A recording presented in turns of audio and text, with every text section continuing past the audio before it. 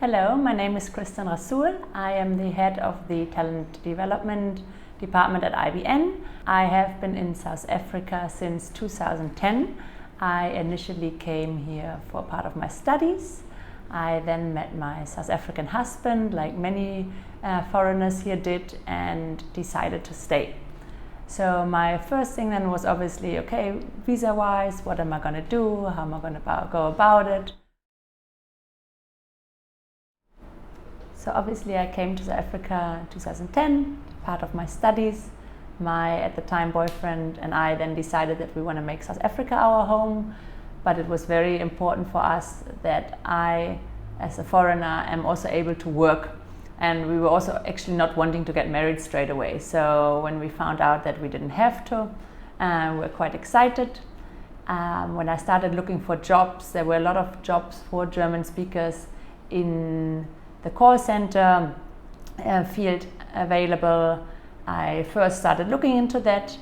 It also would have been an option for me to apply for what they call a critical skills visa in South Africa based on my language skills. So the German language is actually a critical skill in South Africa. So I would have been able to apply for critical skills visa just purely based on my language, nothing to do with my husband. However, it was not really the path I wanted to go, so I chose to apply for a spousal visa with an endorsement to work, which worked out perfectly for me because I could choose the employer that I wanted. My employer didn't have to worry about a quota of foreigners or locals, so it was very easy also on their side to hire me. So yes, that was really the way I chose to take applying for a spousal visa with my endorsement to work, and knowing there's also options to continue studying if I would want to on the same visa or open my own business.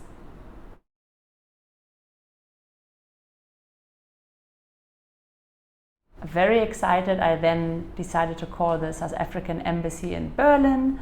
I was super excited, called them, and the call basically ended with me being in tears because a South African embassy in Berlin told me there was no way I was going to get a visa and I need to prove my relationship properly and it's just not going to work.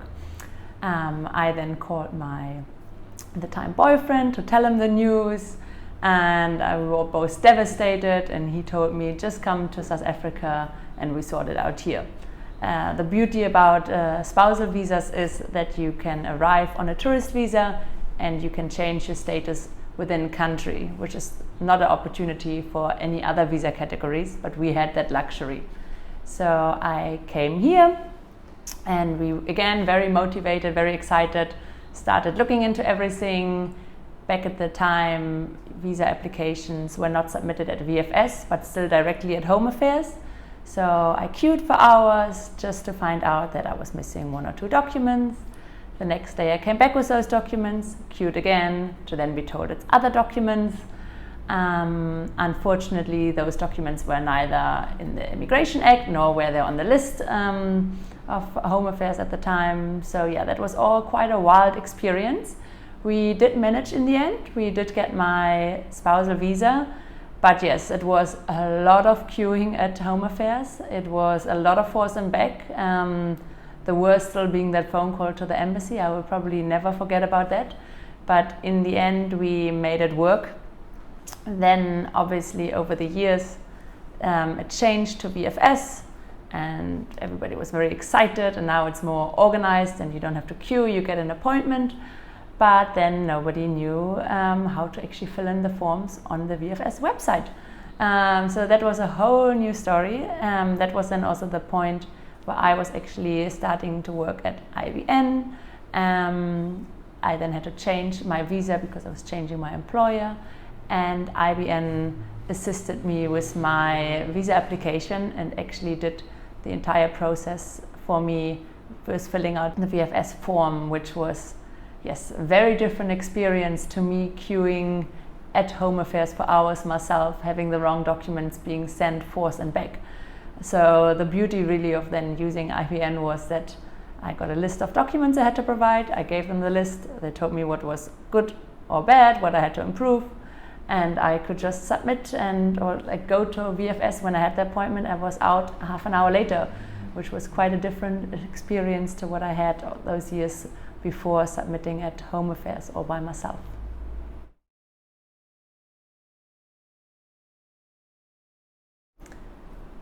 So obviously you might ask yourself now, why should you use an immigration provider? Maybe some of you have even done it in the past and are now on the fence.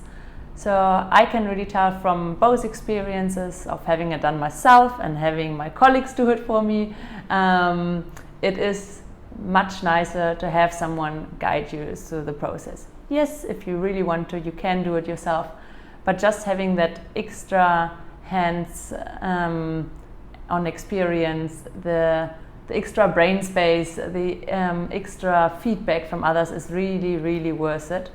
At IBN, I mean, my colleagues, we have more than 20 years experience. There is always someone that is listening to your problem, is helping, and I think that's quite of a big thing at IBN. So we don't just try and answer the question that you sent us, but we really try to listen first, understand your situation, and then find a suitable solution to your personal case rather than a one fit for all. And I think that's what I also realized was my case when I wanted to apply for my permanent residency, and in the past I've been told I don't qualify yet by other companies, and when I explained everything and they actually listened to what I was saying, we then realized, okay, I do qualify for PR, I can apply for it, I do not need to wait till we're 5 years married. That was, I think, for me quite a nice moment, and I see it here in our everyday work. People do care. It's not just a case that's being pushed around. When we talk about our clients, we actually call them by their name. We don't just say, hey, yeah, I have a file. We call the person by the name, and I think that's quite an important thing for me to see on a day-to-day. And just to end, one piece of personal advice I can really give to anyone that is looking into the immigration journey, that's already in the immigration journey, that wants to change immigration providers. I think the most important thing is really that you feel that you're in the right hands. You need to make sure that you and your immigration consultant have a good connection, because at the end of the day, you will have to share everything with your immigration provider. We are often the first people to know when someone is pregnant, because immigration provider needs to know visa plans are changing. So you're really building an important relationship with them. So make sure you like them, make sure they like you. If you have second doubts, go and get a second opinion from someone else. Don't just settle with one opinion. And yes, because if everything goes well, you're also stuck with that person for many years, because you do your extensions, you do your PR, there might be children adding to your family along the way. So we sometimes have consultants that have been helping a certain family for years, for 10, 15 years, because they had different visa categories, they had different plans, kids came along. So it can be a long journey. So make sure that if you're with someone, you're actually feeling comfortable and in the right hands.